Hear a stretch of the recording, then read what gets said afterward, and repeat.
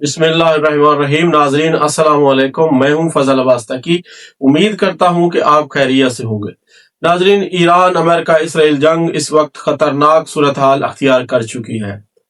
ایران کے Bashira power plant پہ کل حملہ کیا گیا، جس کے نتیجے میں ریڈیشن کا شدید خطرہ پیدا ہو گیا. اور یہ خطرہ کتنا ہو سکتا ہے، اس کے لیے میں ایک مثال پیش کرنا چاہوں گا کہ 1986 میں رشین پاور پلانٹ شورنوبل جو ہے، وہاں پہ ایک ٹیسٹ کے دوران دھماکہ ہو گیا تھا، اور وہ ٹیسٹ جو تھا اس کی ریڈیشن خارج ہوئی تھی، اور اس ریڈیشن کے نتیجے میں ہزاروں لوگ جو تھے وہ موت کے منہ میں چلے گئے تھے، اور آس پاس کی آبادی جو تھی وہاں سے مائگریٹ کر گئی تھی.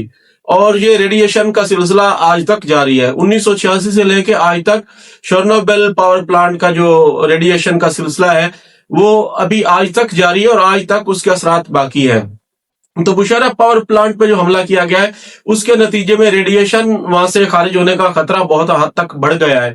اور یہی رشیا اور چائنا اور باقی دنیا جو ہے وہ متوجہ کر رہی ہے، اقوام متحدہ کو متوجہ کر رہی ہے کہ دیکھیں اب اس کے پاور پلانٹ پہ حملہ کرنا شروع کر دیا گیا ہے، اس کے پاور ہاؤسز کو نشانہ بنانا شروع کر دیا گیا ہے، اور اس کے پیٹرو کیمیکل انڈسٹریز کو نشانہ بنانا شروع کر دیا گیا ہے. تو ناظرین، اس وقت صورتحال انتہائی گمبھیر ہو چکی ہے. اگر ایران اس کے ریٹیلیشن کی اگر ہم بات کریں تو ریٹیلیشن ایران کہاں پہ کر سکتا ہے. اس کی ریٹیلیشن جو ہے ایران UAE پہ حملہ کرے گا، سعودیہ پہ کرے گا، اور قطر پہ کرے گا. اس کے ساتھ ساتھ بحرین بھی اور تل ابیب بھی اس وقت ایران کے نشانے پہ ہے. ایران ان تمام انسٹالیشن کو جو پیٹرو کیمیکل انڈسٹریز سے ہے، یا پھر ڈیمونا کا پاور پلانٹ جس کو ایران پہلے بھی ہٹ کر چکا ہے، اب مزید اس پہ ایران جو ہے حملے بڑھانے جا رہا ہے. تو پوری دنیا جو ہے اس وقت اس پاور پولیٹکس جو ہو رہی ہے پوری دنیا میں، جس میں ٹرمپ لیڈنگ کر رہا ہے، جس میں نتن یاہو لیڈنگ کر رہا ہے، دنیا کا نقشہ جو ہے وہ تبدیل ہونے جا رہا ہے. ایران اس وقت اپنی سروائیول کی جنگ لڑ رہا ہے. ایران کے پاس تو ڈو اور ڈائی کا آپشن ہے. اس سے ہٹ کے ایران نے کل اگر ہم دیکھیں تو جس طرح سے اس کے جہازوں کو گرایا ہے ایران نے، وہ پوری دنیا دیکھ کے حیران ہو گئی ہے. اور ایک پائلٹ سننے میں آیا کہ وہ ایران کے ابھی قبضے میں ہے. ابنائے ہرمز کھلوانے میں ٹرمپ کا جو 48 گھنٹے کا الٹیمیٹم تھا وہ بالکل محدود سا رہ گیا. اس کے نتیجے میں جو فرانس کا صدر میکرون ہے، انہوں نے کہا ہے کہ تم اپنی زبان بند رکھو تو زیادہ بہتر ہے، جبکہ ایران نے کہا ہے کہ تم جتنا زیادہ بولو گے اتنا ہی دنیا تمہارے پاگل پن کو دیکھے گی. تو فی الحال ٹرمپ جو ہے اس وقت خاموش ہے. اگلا لاہ عمل کیا ہو سکتا ہے، ٹرمپ کیا کرنے جا رہا ہے ان 48 گھنٹوں کی ڈیڈ لائن کے بعد، دنیا میں کیا کوئی نئی آفت آنے جا رہی ہے، کوئی نیا قیامت ٹوٹنے جا رہی ہے، اس شخص سے کچھ بھی بعید نہیں ہے، یہ کچھ بھی کر سکتا ہے. تو اس وقت صورتحال جو ہے ابنائے ہرمز کو لے کے کھلوانے کی صورتحال، ایران مکمل کنٹرول کر چکا ہے ابنائے ہرمز پہ. اگر ایران پہ اس سے بڑھ کے کوئی سنگین حملہ کیا جاتا ہے جیسا کہ کل اس کے بشیرہ پاور پلانٹ پہ کیا گیا، تو ایران کا جواب جو ہوگا وہ انتہائی سخت ہوگا.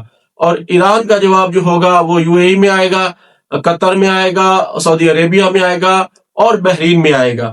تو ایران ان جگہ پہ اتنا ہٹ کرے گا کہ دنیا جو ہے مشرق وسطی ایک راکھ کا ڈھیر بن کے رہ جائے گی، ایک ملبے کا ڈھیر بن کے رہ جائے گی. ناظرین، آنے والے چند گھنٹے بہت اہم ہیں.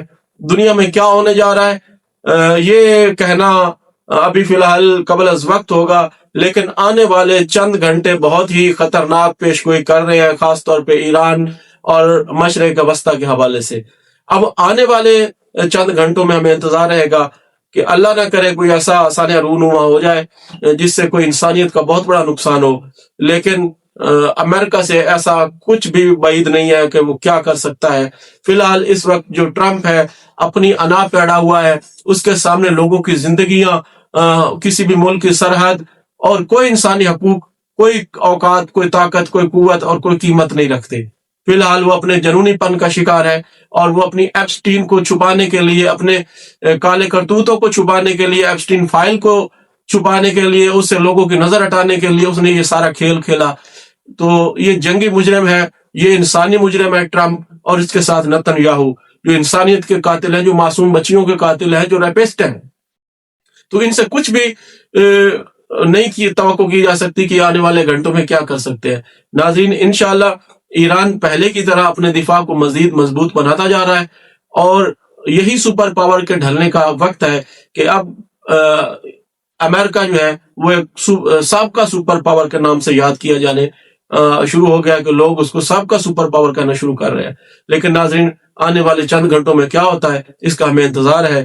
تب تک کے لیے اجازت دیجیے، اپنا خیال رکھیے گا۔ خدا حافظ، اللہ نگہبان۔